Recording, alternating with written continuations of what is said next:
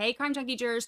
Look, today was a big, big day in court, y'all. It is Tuesday, August 26th, and we just wrapped up day 3 in Donna Adelson trial. Here's everything you need to know, and there's a lot. All right, our first witness of the day was Jeff Lacasse. This is Wendy's ex-boyfriend. And what we know about Jeff is that man can talk. He's a talker. Now, Jeff's testimony was a little scattered, and the timeline jumped back and forth a little bit. But if you put it all together, it basically lays out some important information for the prosecution. First, Jeff confirmed how much Wendy hated Tallahassee and said that she talked about it all the time and talked about wanting to move to Miami all the time, almost daily. Then he confirmed that Donna and the Adelsons all despised Dan Markel. Now, that stuff we already know, right? But here's the important stuff. Jeff Lacasse basically tied Wendy to the murder of Dan by giving some key points in the timeline of the few months that they dated. Now, first with Charlie. Jeff said that he and Wendy went down to Miami on a trip together and went to dinner with Charlie and Katie Magbanua, who Charlie was dating at the time. So Katie brings up her ex at dinner. Her ex is Sigfredo Garcia and says, this guy's been in like real trouble with the law. Crazy past, like real trouble. We're not talking speeding tickets. Okay, kind of weird for a first time meeting, but okay. So then Jeff and Wendy go to Charlie's house after that dinner. So they get in the hot tub at Charlie's house, and suddenly Charlie begins with the T and the TMI. He starts to kind of brag that he knows people from both sides of the tracks, and he mentions being connected to some kind of criminal element. Okay, things are getting even weirder in the hot tub, right? Then Jeff starts to talk about how Wendy asked him while they were in the hot tub if he knows about the age that kids are when they start to have memories, and Jeff tells her that it's usually around the ages of 3 to 4, which is about the age of her kids at this point. But as he's recalling this conversation on the stand, the defense objects. It turns out they don't have this information, and they didn't know about this conversation. Georgia Kappelman realizes that the deposition didn't get to the defense team and says, look, my bad, this is an unintentional discovery violation. So questioning on that topic is halted. Jurors are to dismiss it, and they move on. So the hot tub conversations are weird, right? But not long after that, Wendy's behavior, according to Jeff, just kept getting weirder. April 21st, right before Wendy's birthday, Jeff and Wendy were supposed to go on a date. Time's ticking that night. She didn't show up. She wasn't answering her phone. So he starts to get worried and drives over there. Jeff said that Wendy answered and appeared to be really intoxicated. He said she was like tore up from the floor up, and it was more than alcohol. He said he thought she was on something else. So when she asked him to stay, he was annoyed at this point. He was like, no, I'm not staying. You stood me up and you're messed up. So I'm leaving. So he left. Now, a week or so later, June 1st, we'll get back to these dates in a minute, she's still having weird behavior. He says that she was a nervous, anxious wreck, so much so that it was impacting her stomach and making her physically sick. Now, around this time is when Wendy texted her brother Rob about Jeff. But she told Rob that Jeff was like a secret boyfriend and her parents didn't know. So Jeff gets on the stand and he's like, that's really weird because it's not true. He said he had met them multiple times and he had even spent a lot of time with Wendy's kids and the kids talked about him all the time. So then there's the whole thing with the broken TV. June 18th, a month before Dan's murder, Jeff goes over to Wendy's to watch a movie with her and the kids. And he gets over there and the TV's broken. He said it looked like somebody had like punched it. It had a round impact area and then like spider webs coming from it. So he said it was pretty much like smashed. Now he said Wendy actually made him and the kids watch a movie on the broken TV, despite the kids complaining and not being able to see it really well. And there's another working TV in the house, but apparently, Wendy wanted them to watch a movie on the broken TV. Now, a week or so later, around June 29th, Jeff and Wendy have an argument while they're in Gainesville because Jeff was suspicious that Wendy was stringing him along and also seeing other guys. Needless to say, it was an awkward car ride back to Tallahassee from Gainesville. So it's about 2 weeks before Jeff actually sees Wendy again. At this point, it's July 13th. That's the Sunday before Dan's murder. Jeff and Wendy plan on going to dinner and a movie. And they're talking, and Wendy brings up relocation to Miami again. She said the only way she could move is if something happened to Danny. Weird comment, right? Then she says she wants to tell Jeff something in confidence. And she says her brother Charlie looked into fixing the Danny problem, including even checking on hiring a hitman, and was told it would cost $15,000. You know, that's just normal dinner and a movie talk, right? Things in their relationship are basically starting to fizzle out at this point, but the next day, Jeff went to meet Wendy for yoga. He doesn't even like yoga, but whatever, he went. Now, in the parking lot, once it's over, they have a talk, and he says it's just kind of awkward. They're not really planning on seeing each other anymore. But as he's walking away, Wendy calls after him, asking him all of these questions about a trip that he was planning to take that Friday. He was supposed to be leaving Florida to go to Tennessee, and he said she was basically grilling him about it, even asking the route he was going to take, and if he didn't go, what were the reasons he didn't go, and what time's he going to go. A ton of questions about it. Now, he thought, this is really weird. Why is she asking me so many questions about this trip? But then Dan was murdered the same day that Jeff was planning on leaving for his trip. And suddenly, as all the details are coming out, Jeff is like, oh my gosh. It hits him. The route that he was going to take would have been right in the area of Dan's house, and he was leaving around the time Dan was murdered that day. What's even more suspicious, when Jeff learned that the hitman had come once before in June and then once in July, he said he looked at the dates and realized that both times they came, Jeff had a trip planned where he was leaving town. Also, the car that the hitman rented, both times they went to Tally, looked very similar to the car that Jeff drove. Take a look. Is this the make and model of it's not the actual rental car, but the make and model of the rental car compared to the make and model of your vehicle? Yeah, my car's right on top. That looks just like the car I had at the time. Permission to publish G, Your Honor? You may.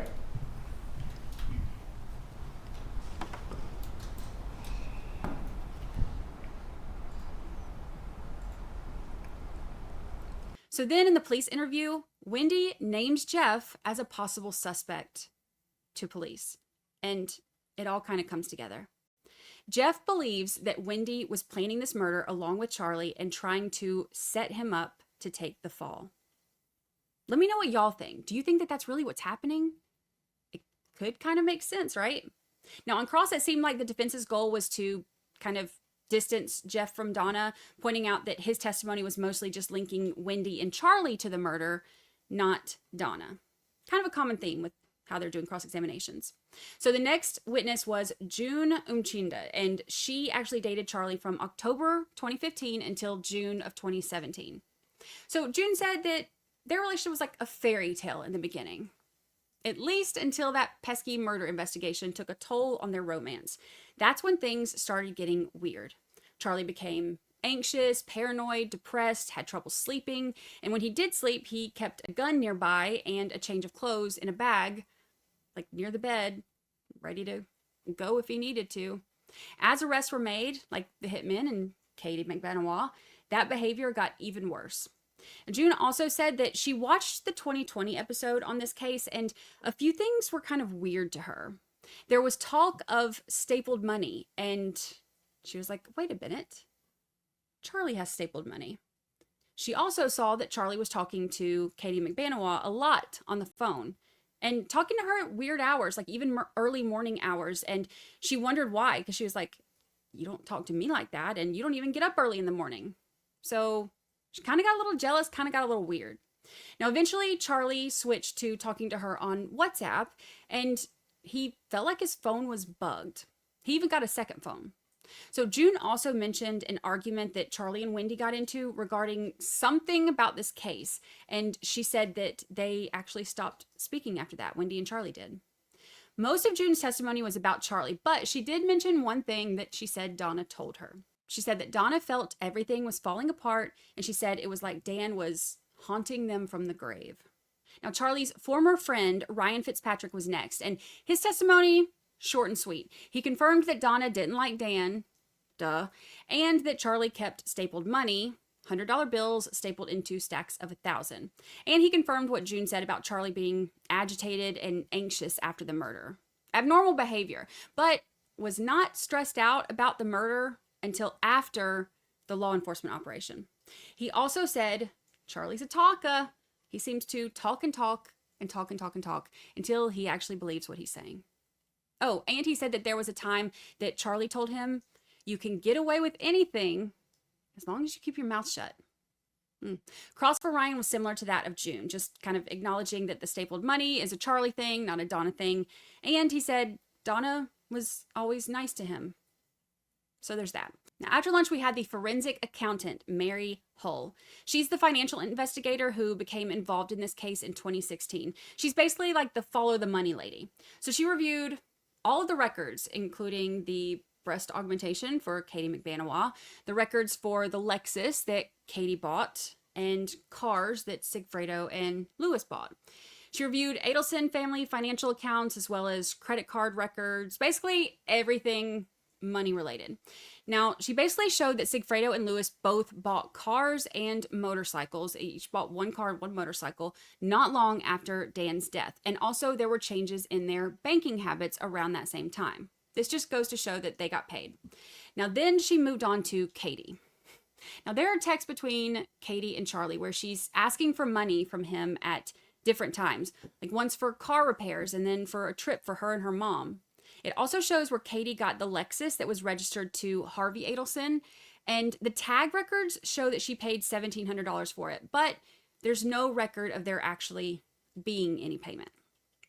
So also at this time, Katie has way more cash deposits than she's ever had before after the murders. And she also has a breast augmentation where it was paid almost entirely in cash. Now, earlier today in testimony, we heard that Charlie had joked with June about this surgery because they brought it up on the 2020 episode. And he laughed. He's like, I only paid for one of them. So I guess it's like, buy one, get one murder boobs. Not on my bingo card. The cash deposits in Katie's account actually stopped after the FBI bump with Donna, which of course fits the prosecution's theory. And all 44 checks that we've talked about before that were written to Katie from the Adelson Institute were handwritten and signed by Donna Adelson. Although there are no records anywhere that show that Katie ever actually worked there. So here's something else that was interesting. Remember when Wendy said on the stand yesterday that she didn't buy that house that she was looking at buying in Tallahassee because she didn't have the money? She said it had nothing to do with Charlie texting her saying, you won't be in Tallahassee much longer. Well, the bank records determined that might not be so true. Miss Hull said that Wendy had plenty in her account if she wanted to get that house. Texts were also introduced that mentioned the Adelsons having large piles of cash. And on cross, the defense insinuated that that could be because they offer cash discounts at the dental office. So we'll see. Now, next up was a woman who worked for the Adelson Institute for like 40 years. She said she'd met Katie Magbanua because she came in as a patient once or twice, but she's like, no, Katie never worked here. In fact, there were only a handful of employees at the whole place. It was very small. And she was not part of the husband and wife team that cleaned the practice, which is something that Charlie had said in a recorded conversation. He told Katie, about those checks she was getting. Well, you can say you're cleaning the place. I don't know if you're there or not. I'm not there on the weekends. And this one was like, no, she was not one of the ones who cleans the place. So next up on the stand was someone we have all been waiting for, Katie Magbanua, Charlie's ex. And she's also the go-between who arranged the murder of Dan. Now, Katie says the checks that were just shown that she was working at Adelson Institute, she's like, yeah, I wasn't actually working there. I just had those coming to me every 2 weeks so that I could get state insurance. But the amount on them was low because I had to stay under a certain dollar amount so that I could keep those benefits. Charlie's the one who did this for her. But Donna signed the checks. Now, she met Donna before at the Adelson Institute when she went in to have some work done. So then we get to the murder and how it all played out. And we walk through all of that. So Katie was dating Charlie. They went to the Keys in late October for his birthday. This is around October 27th. Charlie took a picture of them in the Keys. That's the one that he would later send to Wendy. So a couple days later, They're at a Halloween party and they're getting ready to leave. And Charlie jumps in the car. He's like, hey, cute costume. Do you know anyone who can hurt someone? She said, yes, the father of her kids, Sigfredo. So Charlie says, look, my family's dealing with so much because of Dan Markel. And, you know, we got 99 problems and Dan Markel is all of them. And if you know somebody who can hurt somebody, this could take care of it. So Charlie sends the picture of him and Katie to Wendy and tells her, don't buy the house in Tally. You won't be living there long. Has conversations with her saying, don't do it. Now, as we're going through what happens next, there's a big moment in Katie's testimony when she was able to link Donna to the murder plot. Take a look. Was there ever a time when he's in the middle of these conversations with you about what's going to happen, speaking to his mother? Sometimes he would get on the phone, he'd kind of look at me weird and then just step out of the room and discuss whatever he needed to discuss. Give any information about what was discussed outside of the Overruled. She is You do that. talking about what took place, not the substance of the conversation itself. You may continue. All right, so he would step out, have a conversation with his mother, and then come back. Yes, ma'am. Okay, and then you would resume the conversation about Yeah, he this would just harming? kind of go off again, saying that this needed to be taken care of and what his family was going through. All right. How many times did this particular situation happen where you were discussing what would eventually become the murder and his mother was interjected in that way that you just described? How many times did I think he stepped out and Yes. speak to him? A number of times. More than twice? Yes, ma'am. More than 5 times? Yes, ma'am. So this was like a regular part of the way this worked whenever this conversation came up? Yes, He would ma'am. consult his mother and come back and speak to you. Yes, ma'am. Now that's huge because the prosecution is beginning to link Donna to the plot. So Katie says Charlie gave her an envelope to give to the hitman. So she did. This is likely the picture of Dan Markel with his address on there. So Charlie starts putting pressure on Katie to get this done because they talked about it in October, but now it's like getting closer to like June-ish and she's still not getting anything done and he's like putting pressure on her. And then in July, when it happens, she says she goes to Charlie's house to get the money. Now, when she gets there, she said that Charlie was frantic. He was pacing around. He had a gun. It was not a good scene. He said that his parents had just left and dropped off the money for this. Here we are linking Donna to all of this. So Katie and Charlie go to sleep and Charlie puts the money in the trunk of Katie's car and she leaves the next morning, goes to Sigfredo's house. He gets the money out of her car.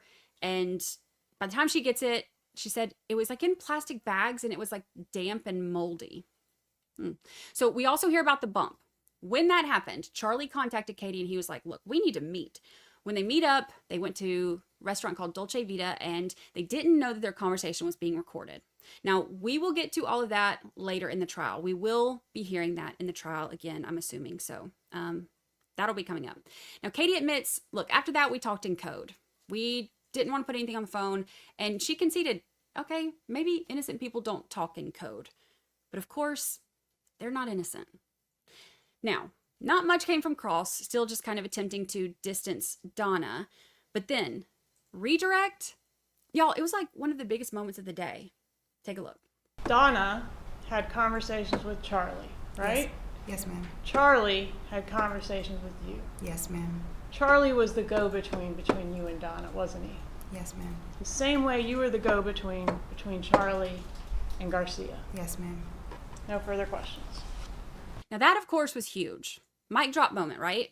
That is very clear, very laid out, linking Donna as the mastermind and saying Charlie is the go-between between Katie and her. Remember, in openings, they said, they were like, look, it's like a train car. Every train car only touches the next one, not necessarily each other.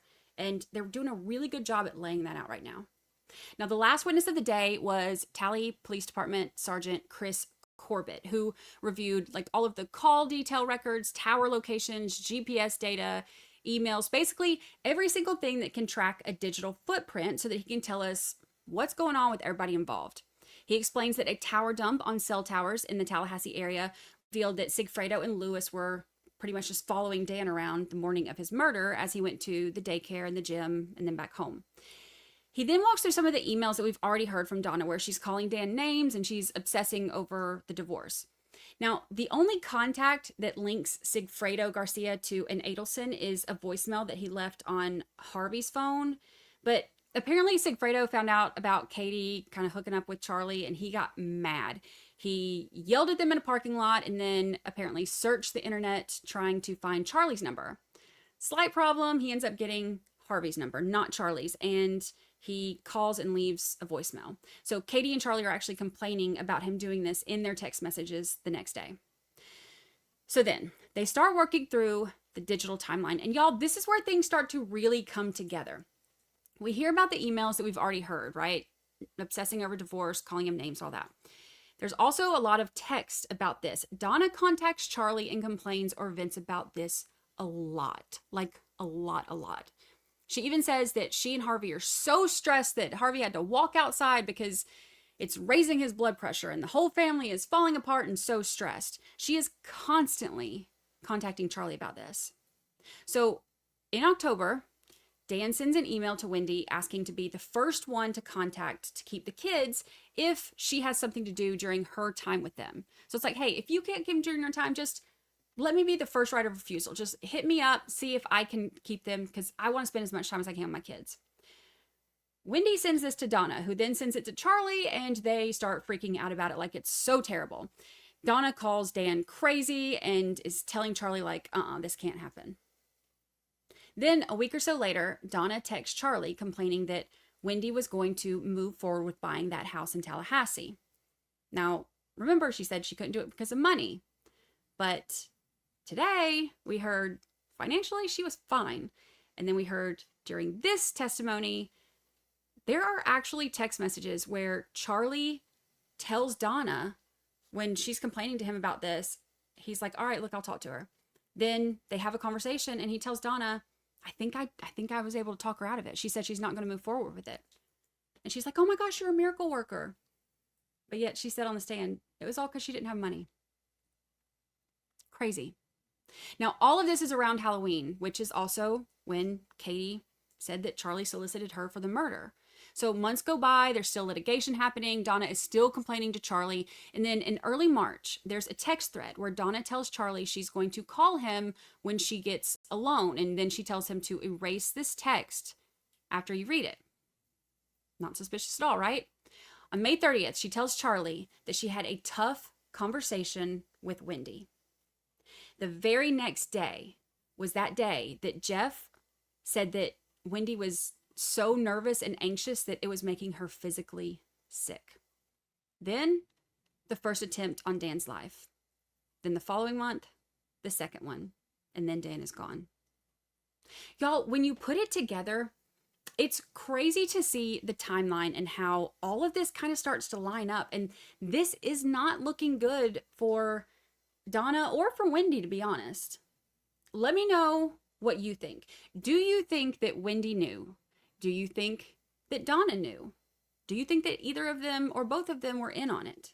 Let me know what you think in comments. And let me know what your highlights from today were, because there were a lot of them. It was a big day in court.